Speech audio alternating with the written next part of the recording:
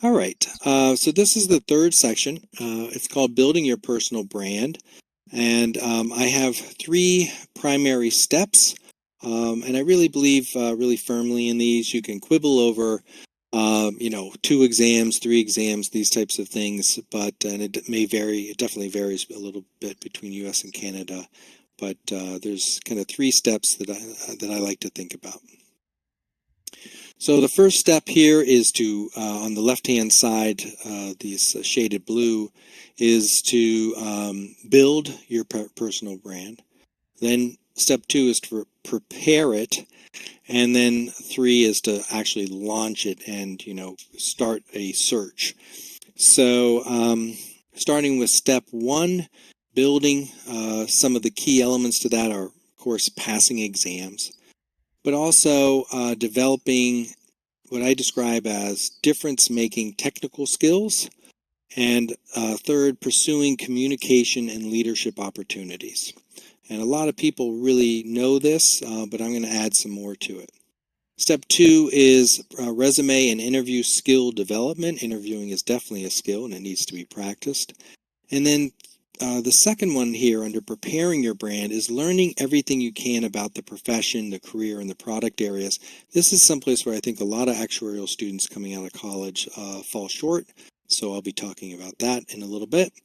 And then last is formulating a search strategy and executing a search strategy and making sure to track everything that you do. All right, building your personal brand.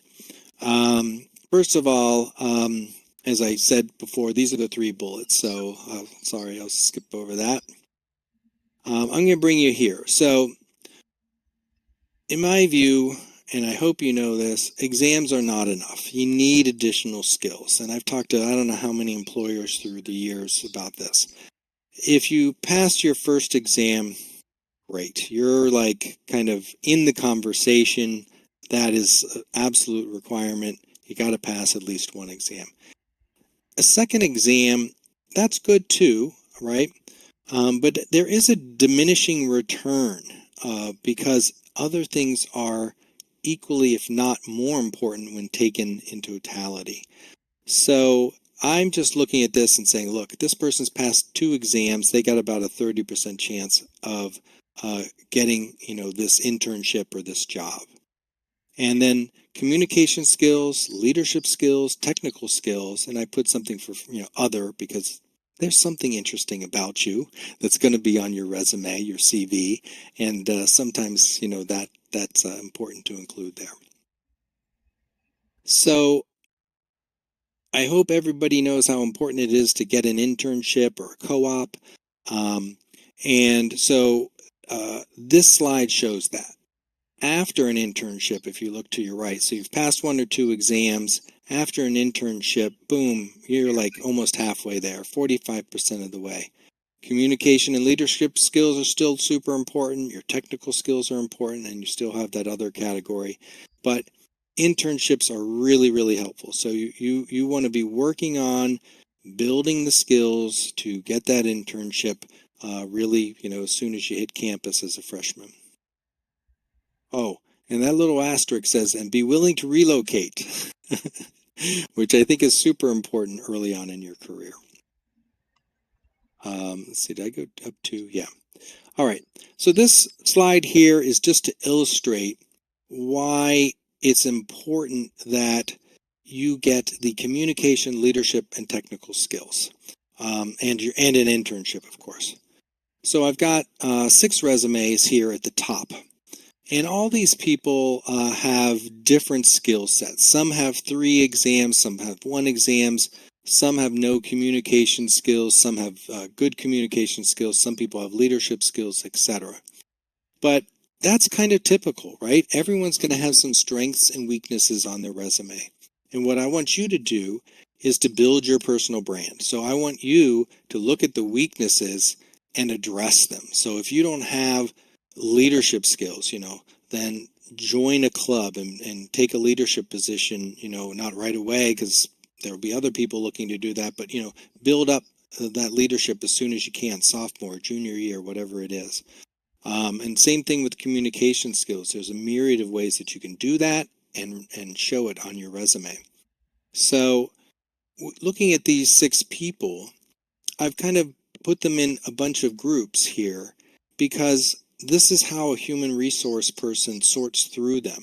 So all 6 resumes come in, and basically what you're going to find is essentially that the HR person kind of puts them in piles, right? I mean, I know you're going to be submitting through these online portals, but when they eventually get looked at, they're going to be sort of sorted. And so on the left, these people are probably not likely to get an interview. They've passed 2 or 3 exams, but nothing really else comes off their resume. They don't have any internships. They have minimal communication, leadership, or technical skills. Or if they have them, they're not showing them on their resume. The people in the middle there, they're maybes, okay? They've got some leadership skills, some communication skills, some, technical skills. They've got internships. That's awesome. 1 or 2 exams. They're a maybe. But you want to be in the yes pile. So you've got the 2 exams and you're showing communication, leadership, technical skills, and an internship in most cases. So the more that you can show there, the more likely you're going to get that interview. The more likely you'll be put in the yes pile and considered for an interview. And as I said at the outset, supply and demand is less in your favor at the entry level. There's going to be a lot of applicants for that. So it's not all like, yeah, I passed 4 or 5 exams. I know people personally who passed 4 or 5 exams, but they didn't have the rest. And even if they got a look, even if they got into the maybe pile, ultimately the jobs went elsewhere. So build your personal brand. So company recruiters are going to, first of all, they're going to view your actuarial exams as a given, as a starting point. As hard as you worked on that, it just gets you in the game. And so after that, everybody else is kind of equal. I think if you think of it that way, I think you'll be better off because it'll make you more determined to build your brand in other ways. So I would recommend that it is better for your job employment prospects to take a communications course or a technical skills class or something that is going to demonstrate that to a potential employer than passing 1 more exam if you already have 2, let's say. And I would devote more time to activities that build leadership, interpersonal, and teamwork skills. Those things everyone is looking for. If you recall, I was talking about at the fellow level and the managerial level, employers are looking today to identify people that have this potential: leadership, teamwork, communication, interpersonal skills. Those things are very important. So the return on these non-actuarial investments are very high. They'll get you put in the yes pile. They'll also make you better prepared to interview and more likely that you'll get the job offer. And frankly, I think you'll have some of the skills needed to be successful in your first internship or job. So in my mind, it's like a win all the way around. And you can get caught up with, oh my gosh, so-and-so, passed his 4th exam. Don't worry about it, is what I would say. I won't go into this here really too much. I have some resources and things. I'll probably skip over them. But in the communication skills area, it's speaking and business writing and interview skills. The idea here with the business writing and business and presentation skills is the ability to communicate technical content to non-technical staff. I think that's particularly important. On the technical skills side, developing these skills, obviously important just to be able to contribute to projects in your internship or your first job or jobs, more quickly. So having those skills. Accounting, by the way, kind of important. I would recommend some accounting classes. Leadership skills, there's a lot of different ways to get this on campus. Does not have to be just an officer in your actuarial club, although, that's certainly a very good one. The idea, again, demonstrate that you have this fellow level leadership potential. And then just other skills. Remember, I had that small 5% other. There's a lot of things that, tutoring experience, jobs from maybe you're coming to the actuarial field as a second career, but you have some industry knowledge that might be relevant, things of that nature. So sometimes you can leverage your life experience into your actuarial career, and I wouldn't be shy about highlighting some of those things. All right, so I did say I have there's for these sections of these slides that there's a lot of free resources for these types of things. So I generally say that for generic type of resources, communication broadly, leadership broadly, those things are generally available free. If it's more specific, like R for actuaries, that type of thing, then those tend to be either kind of paid or kind of low cost resources because they develop a little, some deeper skill sets that are actuarial specific. So just I kind of recommend for the general resources, try to find free, and if you're going to pay for anything, obviously Actex and other companies do offer some of these products. Make sure they're actuarial specific. That'll be a better return on your dollar. Coursera, they have some terrific free resources. I love CAS Student Central. That just gets better and better. We have a number of resources on communications and things. And this book actually now is free, The Influential Actuary. Leadership skills, same kind of thing here. You can find these for free on a number of places.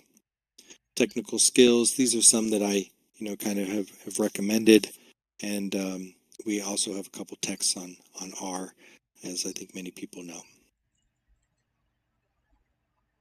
All right, the next two steps, so we just covered building your brand. The next two steps are preparing your brand and launching your brand. So we'll talk about preparing your brand next. That's resume improvements and interview skill development, and as I said, learning everything you can about the profession, both the career and the product areas, and then launching it. Okay, so here's some resources for interview skills. I also cover this in my book, and I cover it pretty thoroughly. So again, business and writing skills. I've some of that. I like CAS Student Central. If it's still called Workplace Readiness, that's really good. In Coursera, high impact business writing. All right, learning about the profession. It is a really dynamic profession. The industries are dynamic, and by learning about the profession and the industries, especially sort of the industries, you can really set yourself apart during the interview process, and it'll help you prepare for your first job. So I'm going to cover a few things that I feel like you should be aware of. And these are things that you should be reading about. You should be reading trade publications and reading the Wall Street Journal or other business publications. So what I have here is sort of when I say all, it's kind of broadly impacted the insurance industry, or I've noted it was just the P&C or just healthcare, just reinsurance.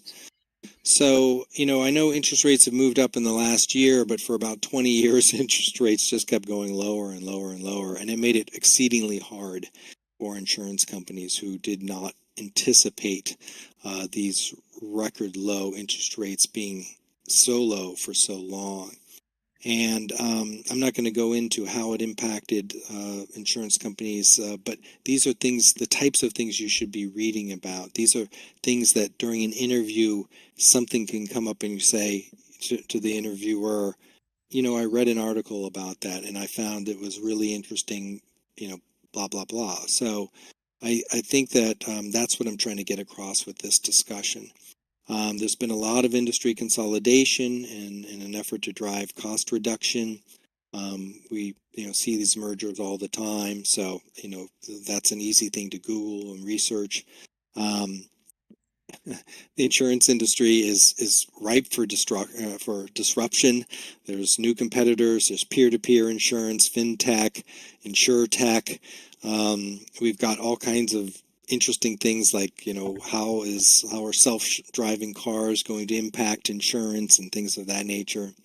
Um, Obviously, the pandemics really impact insurance companies. We have COVID, but internationally, there's other types of flu pandemics and other things that have been impacting the insurance industry globally. On the P&C side, property and casualty, catastrophes. I go into all of these things in greater detail in the book. Obviously, have a big impact on claims.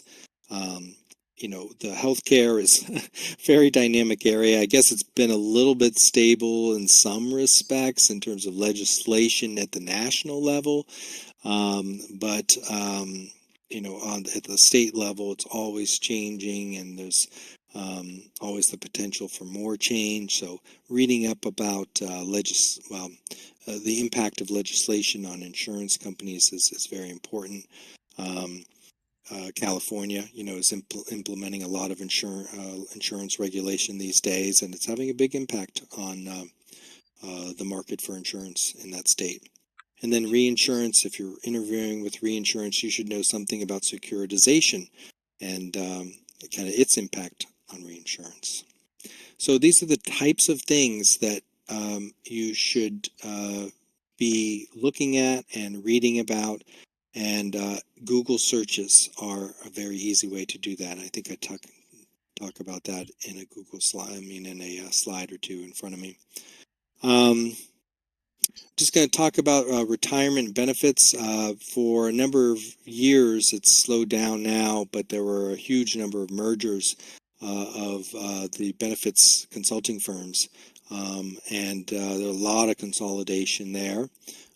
It's a lot of times people sort of shy away. Oh, there's no new defined benefit plans, and that's largely a true statement here in the United States, but it is $36 trillion of in-force business. So it's not going away anytime soon. And, you probably don't need to shy away too much from a career as a defined benefit actuary, because it's enormous. But it's not a growth area. I'll comment on that. And then on the insurance consulting side, so sort of two areas of consulting, retirement benefits. There continues to be strong employment demand for this. So this would be like life insurance consulting, or property casualty insurance consulting, things of that nature. So not non-benefits consulting. And there's a lot of different types. There's audit type, and then there's more product focused. So. Yes, this is the slide I was talking about. So there's a lot of free industry trade publications. You should definitely be reading up some of these as you prepare for interviews. There's a lot of industry newsletters that you can sign up for, and I have them listed here. And then these are two of my favorite Google searches. If you're going to interview with a life insurance company, it's just type in life insurance industry forecast for boom, next year or this year, whatever it is. And, auto industry, insurance industry year in review, and, put in the year, and you'll get some terrific articles that'll help you prepare. And I'm a big fan of the Wall Street Journal. So recommend that, not just for insurance, but just for your career in general. So launching your brand, we're running a little short on time here, but there's a lot of different ways. You got to formulate a search strategy, and obviously LinkedIn should be very important. If you're at a school that has career fairs, or you can go to a regional career fair, things of that nature, of course you're going to participate in that. And those that's got to be the real focus. I think the other ones, if you have some local contacts or things of that nature, definitely use them. But career fairs, university career services, and LinkedIn should probably be about 90+% of your job search efforts. Really important. Track all emails that you send, resume submissions through those portals, phone calls that you have. Track it all. Get a spreadsheet going. It's important. You're not going to remember it all. You're not going to remember the names. You're going to have trouble. It's very important. I can't stress that enough. That's my first important reminder. Stay organized. Personalize things. I don't like the idea of personalizing a resume for each employer. That's kind of one reason why be careful with if you put an objective on your resume, because sometimes the objective may not match the job opportunity. But if you're not through some anonymous portal, try to do your best to personalize and research the companies and let them know why you are applying. That if you have that opportunity, that is a really good way to stand out. So remember that all communication is an interview. So be professional. When you're meeting with anyone from the company or communicating with them, email, text, whatever it is, be very professional. I stated earlier, you're young, live a little, expand your geographic horizons if you can. And common courtesy, prompt thank you notes, expressing clear interest is really important. Let them know I'm excited about this opportunity. So just to kind of review here, the way I look at it, this is what employers are seeking on the left. If you can accomplish that, and I know maybe in Canada you're going to probably have to have more than two or more exams just because of the nature of the system up there. But basically, your exams are somewhat of a given. Work on these other areas. If that's the case, you will more than likely get into the yes pile, the interview pile, and from there, you got to make the sale. And that's where you practice interviewing and things of that nature, because interviewing is a skill. My book talks about it a lot, preparing for the standard types of questions, things of that nature. But it's you got to be in the game to win it. So as you advance in your career, continue to build your brand. Nothing is guaranteed in life, as I say here, but continued investment in your personal brand will lead to more opportunities. So it's that same virtuous cycle. You build your brand, you build your personal brand, you continue to gain skills and experience, and you get more opportunity. And it just circles back around and around, because people will give you more opportunity if you have made the efforts to develop yourself, your communication, leadership, management skills, as well as your technical skills.